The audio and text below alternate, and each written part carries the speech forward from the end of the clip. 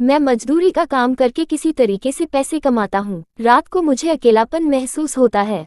मेरी जिंदगी बिल्कुल जहन्नुम बन चुकी है, लेकिन इस सब्जी वाली की वजह से अब मेरे पैसे बचने लगे तो मैं अपने बेटे को सरकारी स्कूल में डाल दिया। वह स्कूल जाने लगा था। सब्जी वाली से मिलकर मैं ताज़ा हो जाता था, लेकिन मैं ये सब्जी वाली के बारे में अपनी पत्नी और बेटे से कुछ नहीं कहा था, क्योंकि हमारे मोहल्ले में तो सभी लोग गरीब थे और वह औरत तो सबसे पूरे पैसे लेती है, बस मुझसे ही साथ लेती है। और मुझे ये बात बिल्कुल ही समझ नहीं आती थी कि आखिर वह मुझसे पैसे कम क्यों लेती है। कहीं वह मुझे पसंद तो नहीं करती, पर उसने कभी मेरी ओर आंख उठाकर भी नहीं देखा। मोहल्ले के लोग जानते थे कि मेरी पत्नी बीमार रहती है, इसलिए मोहल्ले की कई अकेली औरत मुझसे बात करने की कोशिश करती है कि मैं अपनी पत्नी को घर से निकालकर उनके साथ रिश्ता बना लूं, क्योंकि सब जानते हैं कि मैं अपनी पत्नी से बहुत परेशान हो चुका हूं।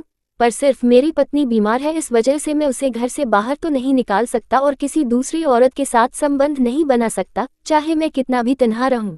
एक दिन मैं उस सब्जी वाली के पास सब्जी लेने गया तो मैंने सोच लिया था कि आज उससे पूछूंगा कि आखिर तुम सब्जी के इतने कम पैसे क्यों लेती हो। आज वह सब्जी वाली बिल्कुल अकेली थी, तो मैं उससे पूछने ही जा रहा था कि तभी दुकान पर ग्राहक आ गया और वह उसके साथ बातें करने लगी।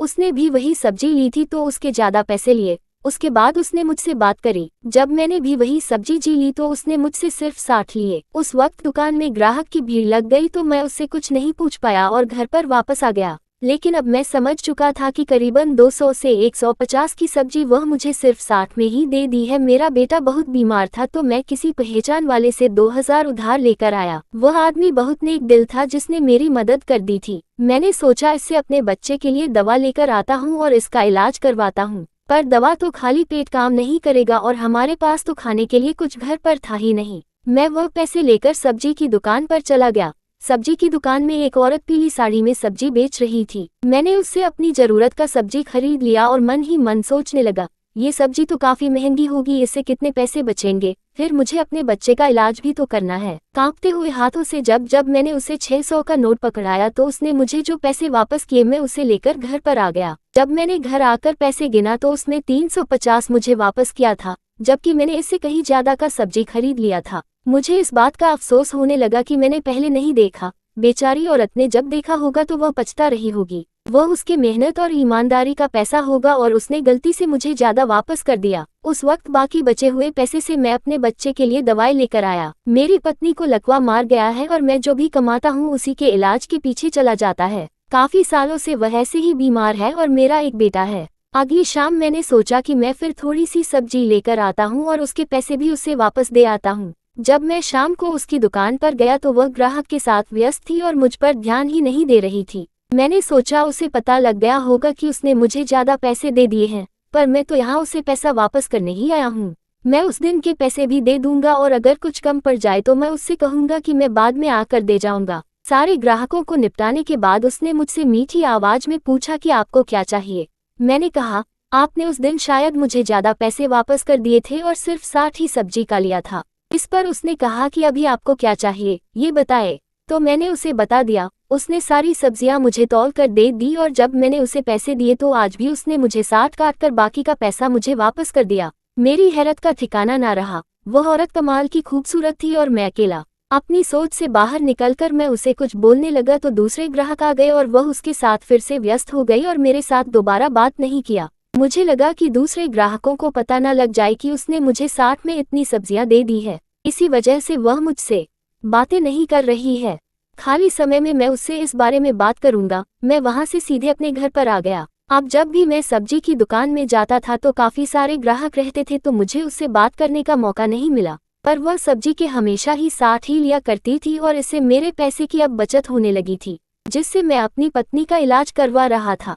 अकेले में मैं उस सब्जी वाली के बारे में सोचता रहता। जब मैं छोटा था तो मेरी माँ और पापा के बीच में अक्सर ही झगड़ा हुआ करता था। मुझे समझ नहीं आता था कि मेरी माँ को मेरे पापा से क्या परेशानी थी। वह हर वक्त उनके साथ बहुत ही खराब बर्ताव करती थी। पापा जो भी काम कर पैसे कमाते थे माँ सारे पैसे रख लेती थी और पापा को ठीक से 2 वक्त का खाना भी नसीब नहीं होता था।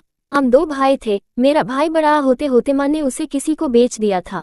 पापा के साथ इस बात पर माँ की बहुत लड़ाई हुई थी, पर हमेशा की तरह मेरे पापा कुछ नहीं कर पाए थे। मैं भी बहुत डरा रहता था कि मेरी माँ मुझे भी कभी बेच ना दे और मुझे दूसरों के घर पर गुलामी ना करना पड़े। लेकिन जैसे जैसे मैं बड़ा होता गया एक दिन मेरी माँ ने मुझे भी बेच दिया। मुझे जो आदमी खरीदा था वह दिन भर बहुत काम करवाता था और उसके पैसे भी नहीं देता था, बस मुझे खाने के लिए कुछ रोटियां दे दिया करता था। कुछ सालों तक मैं दिन में जिस बिल्डिंग पर काम करता था उसकी छत की ढलाई होनी थी, तो मालिक ने मुझे पैसे दिए और सब मजदूरों के लिए सब्जी लाने को कहा। मैं उस सब्जी वाली के पास गया और ढेर सारी सब्जी खरीदने लगा। मुझे इतनी सारी सब्जी खरीदते हुए देखकर वह चौंक उठी। सारी सब्जियां तोलने के बाद जब मैं उसे पैसे दिए तो उसने बस मुझसे 60 ही लिए। उसका चेहरे का भाव देखने के बाद मैंने कहा, ये सब्जियां मेरे लिए नहीं है, प्रमोटर के सारे मजदूर को खिलाने के लिए सब्जी लाने को कहा है। ये सुनकर उसने राहत की सांस ली और मुस्कुराए और फिर सारी सब्जी के मुझसे हिसाब से पैसे लिए। उसकी मुस्कुराहट में एक आकर्षण था। पैसे देकर मैं सब्जियां लेकर चला गया, लेकिन अब मुझे समझ आ चुका था कि वह मुझसे ही कम पैसे लेती है। आखिर वह मुझसे चाहती क्या है? उसने कभी भी मुझसे इसके बदले में कुछ नहीं मांगा और हमेशा बहुत प्यार से बात करती है। दिन शाम को काम खत्म होने के बाद मैं सब्जी खरीदने गया। मैंने सोचा आज मैं उससे पूछने के बहाने बात करूंगा। मैंने देखा दुकान में उसने किसी लड़के को काम पर लगा रखा है। उसके सामने मैं कुछ नहीं पूछ पाया, पर मैं मौके की तलाश करता रहा। वह मुझे एक सुकून भी देती थी। एक दिन मैं सब्जी लेने गया तो उसकी दुकान पर वह लड़का अकेला था। मैं सब्जी लेकर उसे पैसे दिए तो उस लड़के ने भी मुझसे 60 ही लिए, बाकी का पैसा वापस कर दिया। मैंने उस लड़के से पूछा कि तुम इतने सब्जी के 60 क्यों लिए? उसने कहा, मालकिन ने मुझे कह रखा है कि आप जब भी आओ जितनी भी सब्जियां ले लो, मैं आपसे 60 से ज्यादा ना लूं। अब मैं उस लड़के से इसकी वजह पूछी तो उसने कहा, मुझे इस बारे में नहीं मालूम है, पर मालकिन को आपका इंतजार रहता है। ये क्या कह दिया इस लड़के ने। इसी ही दिन बीतते चले गए और आखिरकार वह दिन आ ही गया जब मुझे वह सब्जी वाली अकेली मिल गई। मैंने उससे पूछा, मैं तुमसे जितनी भी सब्जियां लेता हूँ तुम मुझसे उसके 60 ही क्यों लेती हो? उसने पूछा, मैंने जो आपसे कम पैसे लिए इससे आपको कोई मदद हुई? मैंने कहा, मेरी बहुत मदद हुई। मेरे पैसे बचने लगे जिस वजह से मैंने अपने बेटे को स्कूल में दाखिल करवा दिया और अपनी पत्नी का भी इलाज करवाने लगा। उसने ने कहा, मैंने आपकी मदद करने के लिए ही सब्जी के कम पैसे लिए ताकि आपका भला हो जाए।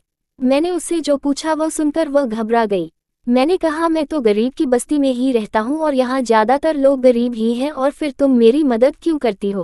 मैंने कहा, अगर तुम ये जानना चाहते हो तो पहले तुम्हें एक वादा करना पड़ेगा कि सब जानने के बाद भी तुम मुझसे ही सब्जी लोगे। मैंने उससे वादा किया तो उसने कहा कि कल रात को तुम मेरे घर पर आ जाना, तुम्हें तुम्हारे जवाब मिल जाएगा, और उसने जल्दी से अपना पता भी मुझे दे दिया। उससे पूछने ही जा रहा था कि तुम यही अभी बता दो ना, इसके लिए तुम्हारे घर पर जाने की क्या जरूरत है? इससे पहले कि मैं कुछ पूछता वहां ग्राहक आ गए और वह उनके साथ व्यस्त हो गई। वह पता लेकर अपने घर पर आ गया, लेकिन रात भर मैं उस औरत के बारे में सोचता रहा। फिर उसने मुझे अपना पता क्यों दे दिया? कैसे मुझ पर ऐसे भरोसा कर लिया? भर मैं काफी घबराता रहा। वह औरत जिस तरह से मेरी मदद करती थी मुझे अच्छी लगने लगी थी। मेरी बीवी काफी सालों से बिस्तर पर पड़ी है और मैं अकेला और परेशान ही रह गया हूँ। आखिर मैं भी तो एक मर्द हूँ। मुझे उस औरत के घर पर जाने में काफी घबराहट होने लगी थी। मैंने अपने ऊपर काबू खो दिया तो वह औरत बहुत ही खूबसूरत है और मैं अंदर ही अंदर अकेला। भर मैं बेचैन था कि आखिर इस औरत ने मुझे घर पर क्यों बुलाया। वह हमेशा अकेली ही सब्जी बेचती हुई नजर आती है और उसको देखकर कभी नहीं लगा कि वह शादीशुदा होगी। रात मैंने सोचा कि मेरे सवालों का जवाब पाने के लिए यह मेरे पास आखिरी मौका है, क्योंकि आज अगर मैं नहीं गया तो दोबारा उससे ये सवाल नहीं पूछ पाऊंगा। आखिरकार मैं उसके पते पर पहुंच गया, पर अगले ही पल ख्याल आया कि मैं यहीं से मुड़ जाऊं। ना जाने क्यों एक अनजान औरत के घर पर जाने में मुझे इतनी घबराहट हो रही थी। मैंने हिम्मत करके उसके घर का दरवाजा खटखटाया, लेकिन मैंने सोचा कि वापस चला ही जाता हूं, पर उसने दरवाजा खोल दिया। देखते ही उसके चेहरे पर एक मुस्कुराहट आ गई। एक लाल साड़ी पहनी हुई थी और आज कमाल की खूबसूरत लग रही थी। उसने मुझे अंदर आने को कहा। मैं काफी घबराता हुआ उसके कमरे के अंदर आ गया तो उसने मुझे कुछ खिलौने में से एक हाथ की बनी अंगूठी दिखाई। अंगूठी को देखते ही मुझे अपना अतीत याद आने लगा। मैं 13 साल का था तो मेरे पापा एक 8 साल की लड़की को एक रात हमारे घर पर लेकर आ गए थे। उस लड़की को देखते ही पूछने लगी कि यह किसको उठाकर ले आए हो। मैंने कहा, इस लड़की का कोई नहीं है, ये बेसहारा है, इसलिए मैं इसे अपने घर पर ले आया हूँ। मासूम बच्ची कहाँ दर दर की ठोकरें खाएगी, यह आज से हमारे घर पर ही रहेगी। मेरी माँ इस बात से बिल्कुल खुश नहीं थी और उन दोनों के बीच इस बात को लेकर झगड़े होते रहे। अपने बेटों की ही जिम्मेदारी नहीं लेना चाहती थी तो अब एक और लड़की आकर घर पर बैठ गई। बात को मानने को तैयार नहीं थी। गरीबी में हमारा खुद का ही गुजारा नहीं चलता था, फिर इस लड़की की जिम्मेदारी कैसे उठाते। मेरे पिता एक रहमदिल इंसान थे, उन्हें इस लड़की को देखकर तरस आ गया था, वजह से उसे लेकर आ गए थे। वह 3 महीने तक हमारे घर पर रुकी थी और मेरी उससे काफ़ी अच्छी बनने लगी थी। खेल में मैंने उसे एक अंगूठी दी थी और कहा था तुम घबराओ मत, मैं बड़ा होकर तुमसे ही शादी करूंगा, फिर तुम्हें कभी किसी से ताने सुनने की जरूरत नहीं पड़ेगी। मेरी आंखों से आंसू आ गए थे। माँ बाप की बच्ची जो हर वक्त मेरी माँ के ताने सुनकर यहाँ पर इसी तरीके से अपना जीवन गुजार रही थी। एक दिन मेरी माँ ने उस लड़की को घर से धक्के मारकर निकाल दिया। इस बात पर बहुत दुख पहुंचा था। मेरे पिताजी उसे लेकर चले गए थे और ना जाने उसका क्या बंदोबस्त किया था। क्या ये वही लड़की है? मुझे समझ नहीं आ रहा था कि अंगूठी उसके पास कैसे आई। मैंने कहा मैं तुम्हारे घर की वही लड़की हूँ सविता। जब तुम्हारी माँ ने मुझे घर से निकाल दिया था तो तुम्हारे पिता ने चोरी छुपे मुझे एक जगह पर शरण दी थी। ने मुझे एक पिता की तरह ही बड़ा किया, पढ़ाया लिखाया और मेरे खाने और कपड़े की जिम्मेदारी ली थी, और इसी बात को लेकर तुम्हारी माँ और तुम्हारे पापा के बीच में झगड़ा होता था।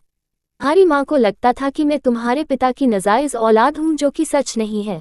माता पिता तो कोई और थे जो बचपन में गुजर गए थे। तुम्हारी माँ ने तुम्हारे पिता की बात का यकीन नहीं किया और शक की बुनियाद पर अपना घर उजाड़ दिया। गुस्से से उन्होंने अपने दोनों बेटों को बेच दिया था और उसके बाद तुम्हारे पिता को भी एक दिन घर से धक्के मारकर निकाल दिया। बाद अपने परिवार के बारे में उसके मुंह से सुनकर मेरे आंखों से आंसू आ गए। जाने मेरे माता पिता और मेरा भाई किस हाल में होगा। के बारे में बहुत ही कम सोचता हूँ। हाँ ही कभी मुझे अपने पिता की याद आ जाती है। अपनी माँ के बारे में तो शायद ही कभी सोचता हूँ। अपने परिवार को फिर कभी ढूंढ नहीं पाया।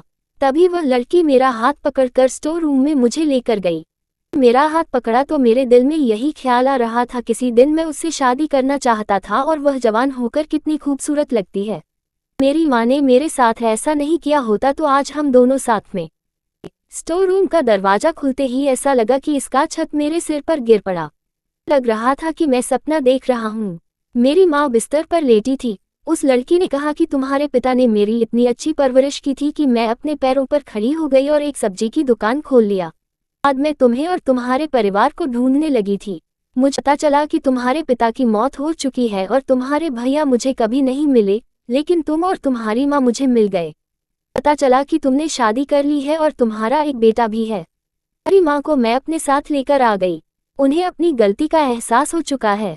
मेरी माँ ने जब मुझे देखा तो उनकी आंखों में आंसू थे। वो बिल्कुल बिस्तर में थी और अपनी जिंदगी की आखिरी दिन गिन रही थी। मैंने बताया कि इसी वजह से दुकान पर मैंने उस लड़के को रख लिया था ताकि मैं तुम्हारी माँ की देखभाल कर सकूं। तुम्हारी मदद करना चाहती थी, पर अगर तुम्हें बिना पैसे के साथ सब्जी दे देती तुम्हें बुरा लगता।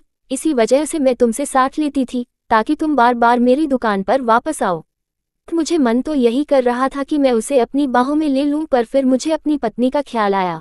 मेरे पास एक कॉल आया। मेरे पड़ोसी का फोन था। मैंने फोन उठाया तो कहा तुम्हारा बेटा रो रहा है, पर मैं तो अपने बेटे को समझा कर आया था कि माँ के साथ ही रहना। अचानक वह रोने क्यों लगा। जब कहा कि आखिर वह रो क्यों रहा है तो उसने कहा कि तुम्हारी पत्नी की मौत हो चुकी है। अपनी पत्नी से कभी प्यार नहीं किया। एक मजबूरी में मैंने उससे शादी की थी और उसको सहारा दिया था। बीमारी की वजह से हम बहुत ही कम करीब आए। आज वह हमें छोड़कर चली गई। सविता ने मेरे चेहरे की परेशानी भांप ली और पूछा कि आखिर क्या हुआ है, इतने परेशान क्यों हो गए। मैंने उसे अपनी पत्नी के बारे में बताया तो वह भी मेरे साथ चलने को तैयार हो गई। मेरे बेटे को संभाल लिया था और साथ ही मेरी माँ की देखभाल कर रही थी। मेरी माँ 7 दिनों के अंदर चल बसी और इस बुरे वक्त में सविता हमेशा मेरे साथ थी और मेरे बेटे का ख्याल रखा करती थी। बेटा उससे काफ़ी घुल मिल गया था और मैंने देखा कि वह मेरे बेटे की काफ़ी अच्छी परवरिश कर रही है। को एक अच्छी परवरिश की ज़रूरत पड़ती है।